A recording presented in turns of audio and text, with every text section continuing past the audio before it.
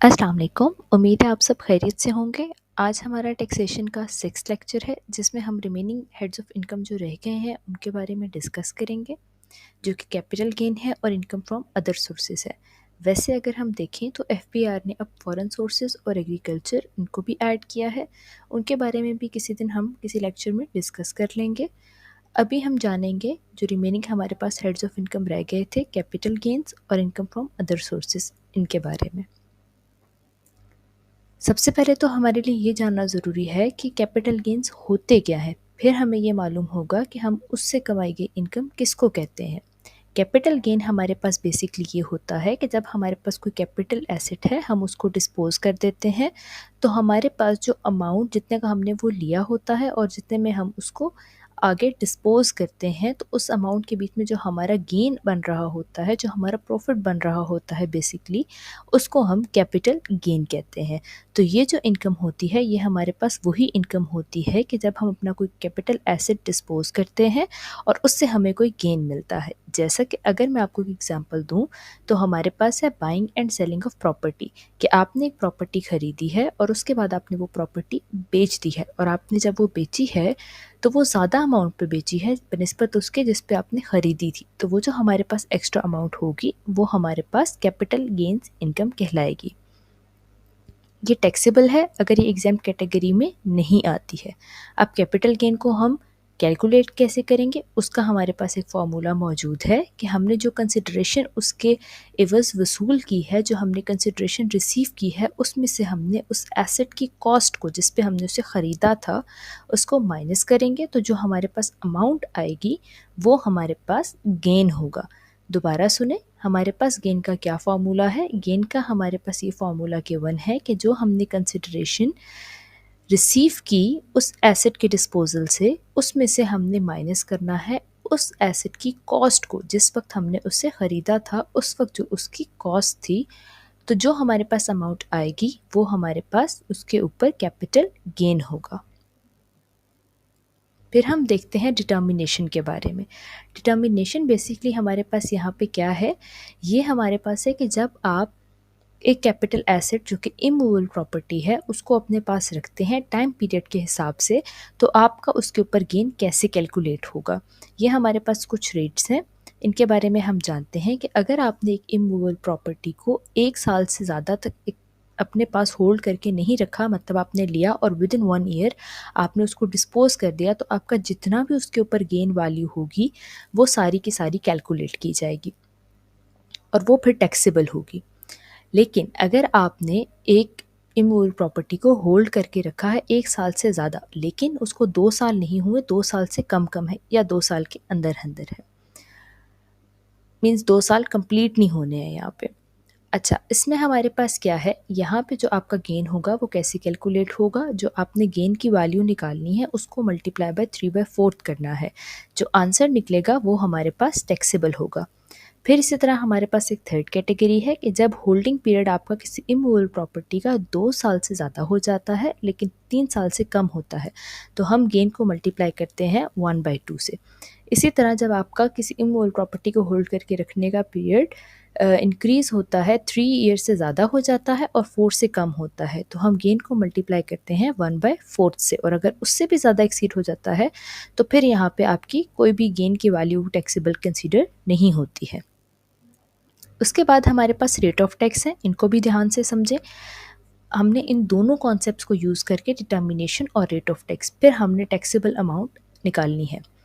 अब देखें, हमारे पास ऐसा है कि जो आपका गेन है उसकी अगर वैल्यू 5 मिलियन से ज़्यादा नहीं है, 5 मिलियन से कम है, तो हम 3.5% लेते हैं। अगर 5 मिलियन से ज़्यादा है लेकिन 10 मिलियन से कम है तो हम 7.5% लेते हैं। अगर हमारे पास गेन एक्सीड करता है 10 मिलियन से लेकिन 15 मिलियन से कम है तो हम उसका 10% लेते हैं, और अगर वो हमारे पास 15 मिलियन से भी ज़्यादा है तो फिर हम 15% लेते हैं, चाहे वो जितना भी ज़्यादा हो।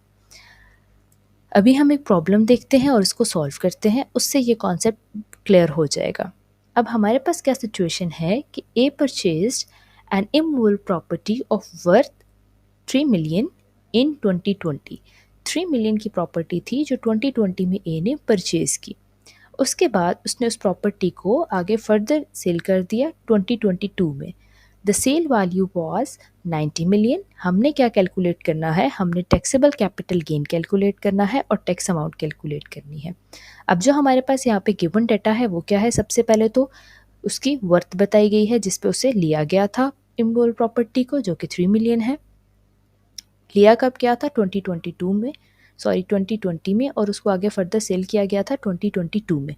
और जो सेल वैल्यू है वो हमारे पास है 9 मिलियन। अब हमने इसका कैलकुलेट करना है टैक्सेबल कैपिटल गेन और टैक्स अमाउंट। अब हम देखते हैं कि हम उसको कैसे कैलकुलेट करेंगे। सबसे पहले तो हम देखेंगे कि इसके ऊपर कैपिटल गेन है कितना। हम 9 मिलियन में से 3 मिलियन को माइनस कर देंगे तो हमारे पास आ जाएगा 6 मिलियन। होल्डिंग पीरियड जैसा कि हमने देखा 2020 से 2022 तक 2 ईयर्स बनते हैं तो वो आ गए। अब चूंकि हमारे पास 2 ईयर्स तक इसको होल्ड करके रखा गया है, तो अगर हम अपना प्रीवियस कॉन्सेप्ट डिटर्मिनेशन का देखें तो 2 ईयर्स में हमने क्या करना है कि 2 ईयर्स हो गए हैं लेकिन अभी 3 ईयर्स नहीं हुए हैं, तो हमने गेन को मल्टीप्लाई 1/2 कर देना है।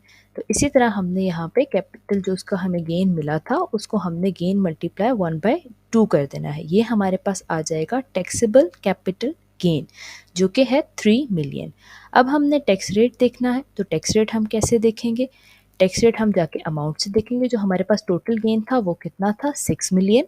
अब यहाँ पे देखिए 6 मिलियन किस कैटेगरी में आ रहा है, 5 से तो एक्सीड हो गया है लेकिन 10 से कम है, तो सेकंड में आ रहा है। हमने 7.5% लेना है। अब 7.5% हम जो कैपिटल गेन था जो कि हमारे पास 6 मिलियन था हमने उसका नहीं लेना है। जो हमारे पास टैक्सेबल कैपिटल गेन आया है 3 मिलियन, हमने उसका 7.5% लेना है। तो हमारे पास टैक्स अमाउंट आ जाएगी 2,25,000। अब ऐसा है, अगर मैं आपको यहाँ पे फर्दर कॉन्सेप्ट को एलेबोरेट करूँ तो मोस्टली क्या होता है कि जब हम प्रॉपर्टी सेल या परचेज करते हैं, तो वैसे अब यहाँ पे हम ये बात करें कि एक बंदे ने अपना एसेट डिस्पोज ऑफ किया है, तो वहाँ पे क्या होता है 236C के अंदर जो आप सेल के ऊपर टैक्स देते हैं वो ऐड होता है।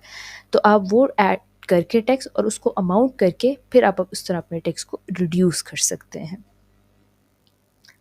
उसके बाद हम देखते हैं income from other sources. Income from other sources basically एक ऐसा हेड है कि जो इनकम बाकी के हेड्स में एडजस्ट नहीं होती है उसको यहाँ पे एडजस्ट किया जाता है, उसको यहाँ पर ऐड किया जाता है।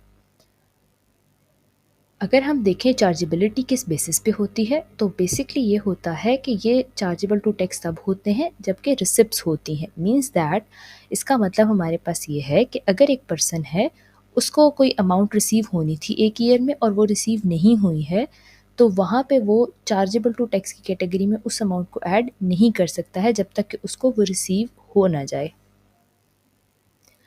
अब अगर हम देखें तो इनकम फ्रॉम अदर सोर्सेज में क्या क्या आता है। इनकम फ्रॉम अदर सोर्सेज में हमारे पास डिविडेंड। डिविडेंड बेसिकली क्या होता है, जैसे कि हमारे पास शेयर्स होते हैं तो वो जो कैपिटल वैल्यू होती है शेयर्स की जिसको आगे फिर सब में डिवाइड किया जाता है वो डिविडेंड होता है। उसके बाद हमारे पास आता है रॉयल्टी। रॉयल्टी क्या होता है, बेसिकली अगर हम इसको आसान अल्फाज में समझें तो हमारे पास जैसे कि एक थर्ड पार्टी किसी बंदे को पैसे देती है कॉपीराइट्स, पेटेंट या ऐसी कोई चीज़ यूज़ करने के लिए, फर्दर मतलब अगर उसकी वो है और उसको यूज़ करने के लिए उसको जो पेमेंट दी जाती है उसको हम रॉयल्टी कहते हैं। फिर इसी तरह प्रॉफिट ऑन डेट है कि अगर आपकी कोई अमाउंट है और उसके ऊपर प्रॉफिट बन रहा है तो वो प्रॉफिट ऑन डेट है। फिर इसी तरह अगर आपको कोई रिफ़ंड वगैरह मिलना था और वो डिले हो गया, उसकी वजह से कोई एडिशनल पेमेंट आपको मिली किसी भी टैक्स लॉ के अंडर, तो वो भी इनकम फ्रॉम अदर सोर्सेज है। इसी तरह ग्राउंड रेंट के बारे में हमने प्रॉपर्टी के लेक्चर में डिस्कस किया था। बाकी भी ये जो आगे हमारे पास हेडिंग्स हैं जैसे कि सबलीज ऑफ लैंड और बिल्डिंग, ये भी हमने वहाँ डिस्कस किया था कि ये रेंट की कैटेगरी में नहीं आएंगे, अदर सोर्सेज में आएंगे। इसी तरह अगर आपने कोई बिल्डिंग लीज पे दी है विद प्लांट और मशीनरी तो तब भी वो इसी कैटेगरी में आएगा। फिर इसी तरह आपने कोई और यूटिलिटीज़ या सर्विसेज दी हैं रेंटिंग ऑफ बिल्डिंग के साथ साथ तो वो भी। इसके अलावा हम देख सकते हैं इसके अंदर pension, price bond, gift. Gift basically specifically यहाँ पे क्या है, फैमिली मेम्बर्स। और फैमिली मेम्बर्स में कौन इंक्लूड है यहाँ पे, parents, grand parents, spouses, brothers, sister. तो सिर्फ ये जो क्लोज फैमिली रिलेटिव्स होते हैं सिर्फ वो इंक्लूड हैं। तो उनके अगर हमारे पास उनके अलावा कोई देता है तो वो इस कैटेगरी में इंक्लूड नहीं है। फिर हमारे पास यहाँ पे कुछ डिडक्शंस अलाउड हैं। डिडक्शंस जो अलाउड हैं उनके बारे में जानते हैं। सबसे पहले तो हमारे पास ये है कि कोई आपने एक्सपेंडिचर फर्दर लगाया है तो आप उसको डिडक्ट कर सकते हैं, लेकिन वो कैपिटल नेचर का नहीं होना चाहिए। कैपिटल नेचर के एक्सपेंडिचर से क्या मुराद है? कैपिटल नेचर के एक्सपेंडिचर से मुराद ये है कि जिसका आपको बेनिफिट लॉन्ग टर्म में हो, मीन्स 1 ईयर से ज़्यादा हो। उसके बाद हमारे पास आता है profit on debt not falling under the final tax regime any tax ज़कात पेड। तो इसमें हमारे पास बेसिकली ये जो कॉन्सेप्ट है इसको ध्यान से समझें। इसमें हमारे पास ये बात हो रही है कि जब प्रॉफिट ऑन डेट है वो एनुअली कैलकुलेट होता है, लेकिन अब अगर हम पर्सन का केस देखें और बैंक का केस देखें तो वो टोटली डिफरेंट होगा। पर्सन के केस में आप अगर ज़कात की कोई डिडक्शन है, कोई ज़कात पेड उसके ऊपर है, तो आप उसको एज डिडक्शन शो नहीं करवा सकते। लेकिन अगर कोई बैंक है और वो प्रॉफिट ऑन डेट उनका जो है कैलकुलेट हो रहा है और वहाँ पे कोई उनकी अमाउंट ज़कात की उसमें आती है तो वो उसको डिडक्शन में शो कर सकते हैं। फिर इसी तरह हमारे पास है सब lease plants and machinery depreciation, कि आपने आगे लीज पे दिया हुआ है प्लांट्स और मशीनरी, तो उनकी वैल्यू क्योंकि यूज़ के साथ साथ डेप्रिशिएट होती है तो इसको हम ऐड कर सकते हैं डिडक्शंस के अंदर। अब इसका भी हम एक प्रॉब्लम सॉल्व करके देखते हैं तो ये कॉन्सेप्ट भी हमें बहुत क्लियर हो जाएगा। यहाँ पे है कि A is earning an income of 6,89,090 from a sublease of building with plant and machinery, के मतलब आपने आगे दी है लीज पे बिल्डिंग है, उसके साथ प्लांट भी है, मशीनरी भी है।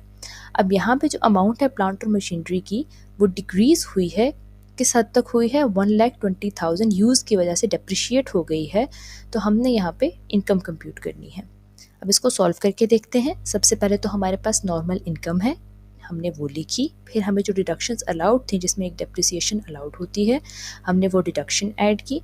जब हमने हमारे पास जो इनकम थी उसमें से डिडक्शंस को माइनस किया तो हमारे पास टैक्सेबल इनकम आ गई जो कि 6 लाख से कम है। तो यहाँ पे टैक्स लायबिलिटी इस पर्सन की कोई भी नहीं बनेगी। होप सो आपको ये लेक्चर क्लियर होगा। यहाँ पे हमारे हेड्स ऑफ इनकम कंप्लीट हो गए हैं। फॉरेन सोर्सेज और एग्रीकल्चर को हम सेपरेटली डिस्कस करेंगे कि उसमें क्या डिटेल्स आती हैं और क्या नहीं आती हैं। अगर यहाँ तक आपका कोई भी क्वेश्चन हो तो आप वो मुझसे पूछ सकते हैं।